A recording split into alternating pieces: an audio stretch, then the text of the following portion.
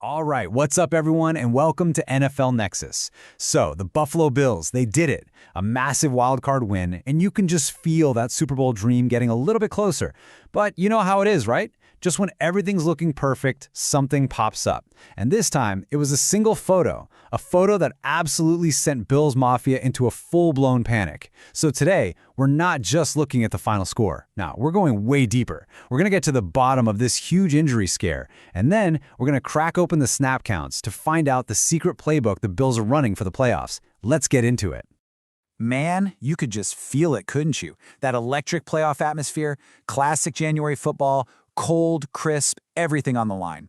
And look, this was no walk in the park. This was a slugfest, a real grind against a tough Jaguars team. But when that clock hit 0, the Bills stood tall, they're moving on, the dream is alive. And for a second there, it was pure bliss. It felt like, okay, we're good. Nothing can stop us now. But if you've been watching the NFL for any amount of time, you know playoff wins come with a price tag. It's always something, right? And as all that celebration and excitement started to settle down, this dark cloud started to form. A really scary question started popping up everywhere. And here it is. This is the photo. The one that made every single person in Bills Mafia collectively hold their breath. It wasn't some bad interception or a fumble. It was just a picture. But in it, you see rookie phenom Dalton Kincaid, one of the most important pieces of this offense, just standing there in a walking boot. And your mind just starts racing, right? Oh no. No way. For a team that's all in on a Super Bowl run, losing a guy like Kincaid, that's not just bad, that could be a season ender. The panic on social media, it was instant. Is he done? Is our season over? The anxiety was real. All right, so here's the game plan for today. We're going to tackle that post-win injury scare first. Then, we'll dive into the offensive snap counts and see what secrets they're hiding. After that, we'll look at how the defensive vets are just taking over. We'll also peek at some rotations and a big rookie test, and then we'll wrap it all up by looking ahead to the massive matchup with Denver. Let's do it. All right, first section. Let's talk about this injury scare and finally put the Dalton Kincaid drama to bed. And breathe. You can hear the sigh of relief from Buffalo all the way from here. Coach Sean McDermott, he didn't waste any time. He got right in front of the media and put out the fire. He was like, yep, I saw the picture. He was in a boot. But then he hit them with the most important part. It was more precautionary. And the magic words, he should be fine. Man, that is a massive, massive bullet dodge for the Bills. So you might be thinking, why all the drama over one player in a boot? Well, here's the thing.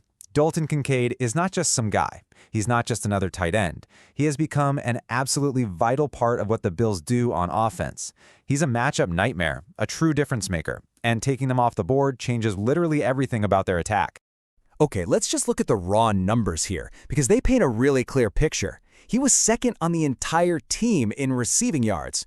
Think about that for a second, a rookie tight end. But here's the kicker, he did that while missing 5 whole games. That's insane. It tells you that when he's on the field, the ball is going his way, a lot. And even more telling, he led the team in receiving touchdowns. That means in the red zone, when it's crunch time, Josh Allen is looking for number 86. He's the security blanket. He's done all this while gutting it out through knee, oblique, and hamstring problems too. The guy is tough as nails. And what'd he do in the wild card game? Oh, just caught another touchdown. So yeah, losing him would have been catastrophic. Okay, so we can all relax about Kincaid. Now let's use that as a jumping off point and look at the bigger picture. Because who plays is important, but how much they play, man, that tells you the real story. The offensive snap counts from this game are like a secret memo from offensive coordinator Joe Brady laying out his entire playoff philosophy. So the big question mark coming into this game was the wide receiver room, especially with Gabe Davis sidelined. Who was going to step up? Well, this chart right here answers that question loud and clear. This wasn't a receiver by committee situation, not even close. Look at Khalil Shakir playing a whopping 71% of the snaps. That's a massive vote of confidence. That's the coaching staff saying, you're our guy. When the game is on the line, we want you on the field. The other guys played their parts for sure, but Shakir was the clear-cut number one. And this is Joe Brady's go-to crew in what's called 11 personnel. Now, if you're not a big X's and O's person, that just means 1 running back, 1 tight end, and 3 wide receivers on the field. It's super popular because it lets you do a ton of different things. And with these 3 guys, it's a nightmare to defend. You've got Shakir, who's your slot maestro, quick, shifty, and a beast after the catch. Then you have Brandon Cooks, the seasoned veteran with legit track star speed. He's the guy who takes the top off the defense and makes safeties panic. And then there's Tyrell Shavers, kind of the unsung hero of the group. He's a physical dude who loves to block in the run game, but is also super reliable when the ball comes his way. Each guy has a very specific role, and together they are a huge problem. Okay, now let's shift to the tight ends, because this is where the Bills' offensive identity really shines through. First, just look at the top two guys. Dawson Knox, 30 snaps. Dalton Kincaid, 28 snaps. It's practically a 50-50 split. This isn't your typical starter and his backup.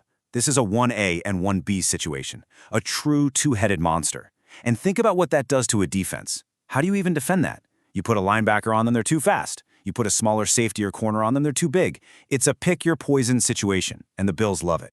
But wait, it gets even better. It's not just a duo, it's a full-on trio. The rookie Jackson Haas also played 22 snaps. That's not just for garbage time, that's meaningful playing time. What this is telling us loud and clear is that the Bills are going heavy for the playoffs. They're going to live in these 2 and even 3 tight end sets. This makes them a physical, punishing run team, but it also makes their play-action passing game absolutely deadly. It's old-school smash-mouth football with a modern athletic twist. This is their brand for this playoff run.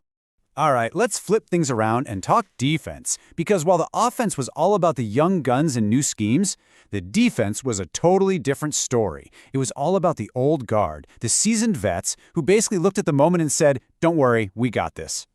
And this one number right here says it all, 100%. What does that mean? It means that 3 of their most important defensive leaders played every single defensive snap. They never came off the field. In a do-or-die playoff game, Coach McDermott put the game in the hands of his trusted veterans. And those Iron Men are Shaq Thompson, Matt Milano, and Tre'Davious White. These guys are the heart and soul of that unit. Thompson and Milano are the quarterbacks of the defense in the middle, and Trey White is the shutdown island on the outside. They're the leaders, the communicators, the guys who have seen it all. And they were not taking a single play off. And it's not like they were just out there either. They were making plays all over the field. I mean, look at this impact. Shaq Thompson led the whole team in tackles, and he got his first ever career postseason interception. What a time for it.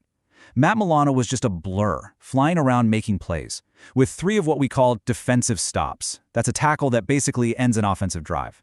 And then there was Tre'Davious White. Man, what a performance. 3 passes broken up, and he made the key play on the game-sealing interception. These guys weren't just participating, they were dominating. Yeah, this tweet from Colin Ritchie just nails it. Tren was flying yesterday. It's so simple, but it's so true. You know, after some of the injuries he's had, people were wondering if he could get back to being that guy. Well, question answered. He looked explosive, he looked confident, he was playing like an all-pro again. It was incredible to watch.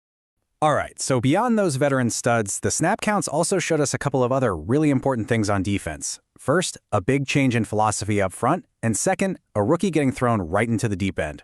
So Sean McDermott's defense is usually known for one thing with its defensive line: rotate, rotate, rotate. He loves to keep his big guys fresh, sending them in waves. But not in this game. He completely changed his approach. You can see it right here. The starters, Walker and Jones, played over 70% of the snaps. That is not normal for this team. It was a clear strategic decision.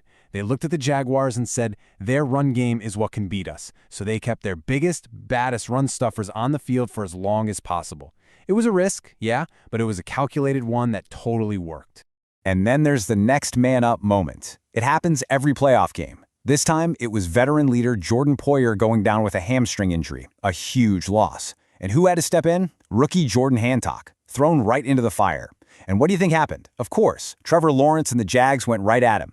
They targeted the rookie immediately. And yeah, he gave up a few completions. But you know what? That's how you get better. There is no practice scenario that can replicate the pressure of a playoff game. That experience, that trial by fire, is absolutely invaluable for a young player, especially now that Poyer's health is a concern.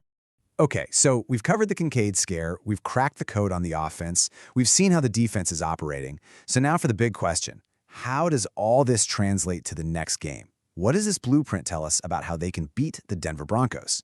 This number right here is everything.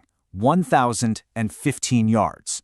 To put that in perspective, that is the number of receiving yards the Denver Broncos have allowed to tight ends this season. That is a lot. It puts them in the bottom 10 of the entire NFL. This isn't just a bad game or two, this is a season-long trend. For whatever reason, their scheme, their personnel, they just cannot cover athletic tight ends. It is a massive, flashing red light on their defense. And guess what the Bills' biggest strength is? And just like that, we are right back where we started. The story that began with that scary photo of Dalton Kincaid in a walking boot, it's now become the story of their biggest potential advantage. You have a healthy, dynamic tight end, part of a three-headed monster in that TE room, going up against a defense that has shown week after week that they can't stop players just like him. Could this be the matchup that decides the whole game? Is Dalton Kincaid the key that unlocks the door to the AFC Championship game for Buffalo? We're about to find out. So what do you guys think? Let me know down in the comments. Are the Bills tight ends the secret weapon to beat Denver? I'd love to hear your thoughts. And hey, if you had a good time breaking down the X's and O's with us today, do me a huge favor and hit that subscribe button to join us here at NFL Nexus for more deep dives just like this. And of course, hit that like button. It really does help us out a ton. And one last thing, if you're looking for something awesome for the football fans in your family, or maybe just for yourself, please consider supporting the channel by checking out our coloring books. They're great for kids, grandkids, even adults. You can find the link right down in the description or just scan the QR code that's on your screen. Thanks so much for hanging out with me today. We'll catch you on the next one.